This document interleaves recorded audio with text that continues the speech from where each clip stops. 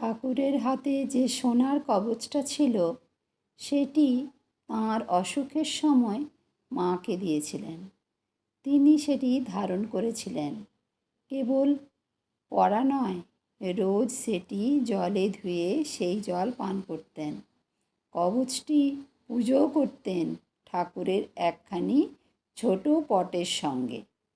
শ্রীমায়ের বৃন্দাবন তীর্থের সময় গাড়ির ছাকানিতে ঘুম আসে। বেঞ্চিতে শয্যা নিলেন, বাঁ হাতটা রাখলেন জানলার উপর। হাতে সোনার কবচটি দেখা যাচ্ছিল। ঠাকুরের অশরীরী মূর্তি দেখতে পেলেন ওই কবচটিতে।